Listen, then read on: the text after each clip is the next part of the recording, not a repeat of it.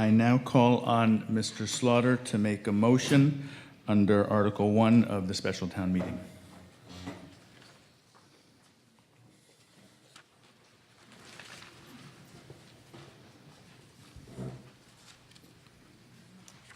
Mr. Moderator, I presume you would like me to read the entirety of it? Yes, I believe you need to. Bear with me. This will be fairly lengthy. I move that the town vote to authorize the Select Board to petition the General Court for special legislation set forth below, establishing a schedule for the election and general of members of the Town Council. I think that's for the preliminary and general election of members of the Town Council, provided, however, that the General Court may make clerical or editorial changes of form only to the bill unless the Select Board approves amendments to the bill before enactment by the General Court, and to authorize the Select Board to approve amendments within the scope of the general public objectives of the petition and the new town charter. An act authorizing the city known as the Town of Amherst to hold a special election on November 6, 2018. Whereas the city known as the Town of Amherst has changed its form of government and desires to elect its first town council as soon as practicable, be it enacted by the Senate and House of Representatives in general court assembled and by the authority of the same as follows. Section 1.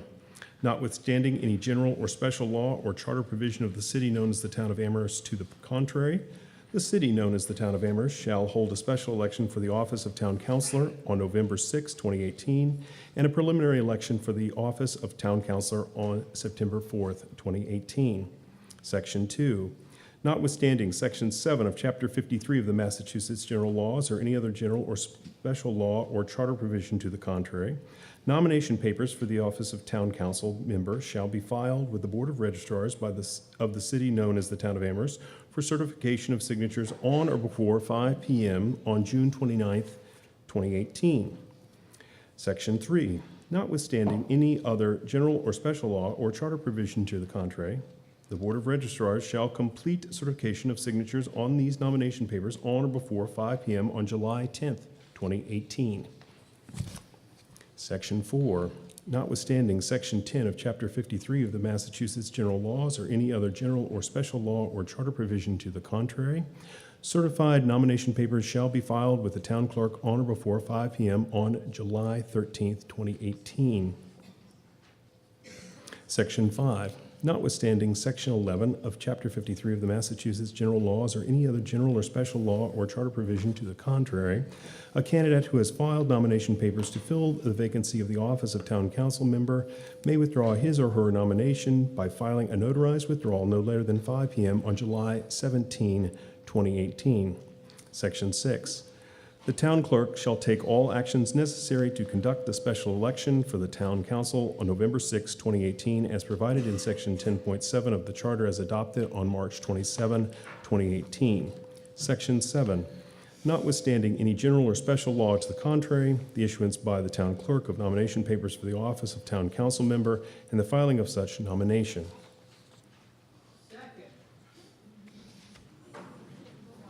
Hang on, there's a little more to that paragraph. Did I miss something, or did he not finish all of Section 7? He did not finish. Yeah. So try Section 7 again, or you can borrow my script if you want. Perhaps I should borrow your script because I believe I read all of the words on mine. Evidently. You kind of ended right in the middle. Read off Section 7 again. So let me reread Section 7. Notwithstanding any general or special law to the contrary, the issuance by the town clerk of nomination papers for the office of town council member and the filing of such nomination papers with the Board of Registrars and town clerk prior to the effective date of this act, but otherwise in conformance with this act and applicable law, are hereby ratified, validated, and confirmed as though this act had then been in effect.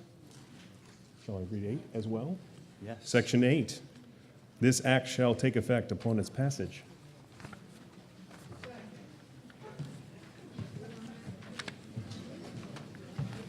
Okay, I heard a second. Before Mr. Slaughter speaks to it, I just want to point out The significant changes between what he read and what's in the warrant are some date changes.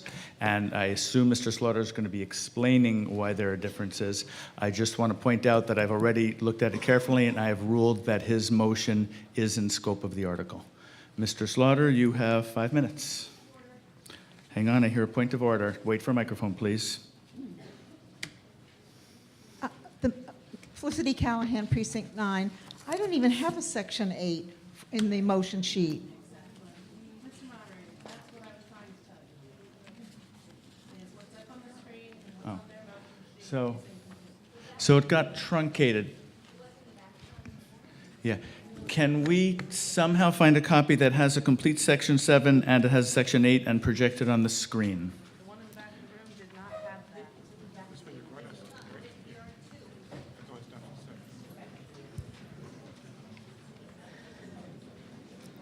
There are two. Wow. That changes everything. You might, it's on the back. On the back is? Here? So poor Mr. Slaughter wasn't the only one, huh?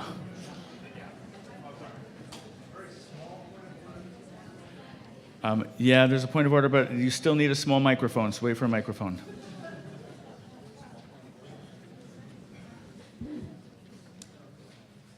Rob Kussner, Precinct 3, District, I have no idea. At the beginning, there was also some confusion on the part of the speaker. I'm just wondering if, in addition to these sections that are being projected, we could get a clarification to what the initial part of the motion is.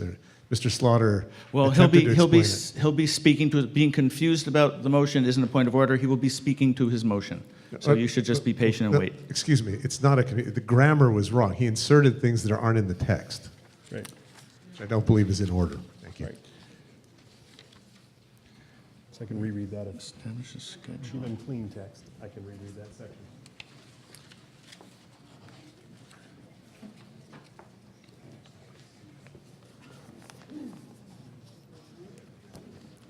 Yeah, I think the words "and general" just should be stricken. So what he should have read is set forth below establishing a schedule for the election of members of the town council. That's all we're doing. And there were a couple extra words in there. Sorry about the confusion, and that's a perfectly valid point of order. Mr. Slaughter, you now, when you are ready, have 5 minutes to speak to your motion. Okay. So now that I think we have ourselves organized a little bit, what you'll notice mostly in this. Thank you. What you'll notice mostly from what was in the charter itself to what we moved this evening are a change in several dates. There's a couple of reasons for that.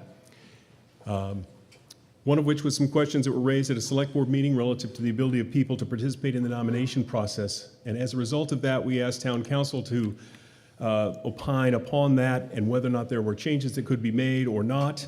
They additionally sought counsel from the Secretary of State's office and the Elections Division relative to that, and a few things were brought to light relative to those questions.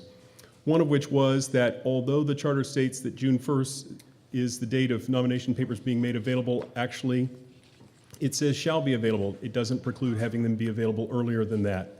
Secondly, and this was from the Secretary of State's office, in order to comport with the state law and state nomination process, the end dates for nomination papers have been moved up, and that is so that people who are overseas or are serving in the military have a full ability to participate in the election process. Given the time at which those ballots are made available to those individuals, the nomination papers are due sooner. As a result, if town meeting moves ahead with the article as presented, the select board will meet tomorrow and set the election dates, presuming that the State House will concur with us, but that will allow us to make nomination papers available late tomorrow afternoon. That should help with regard to having people have plenty of time to access the nomination process and to acquire the nomination papers and have some time, even if they're leaving for a good chunk of the summer, they should have time to be able to participate in the nomination process.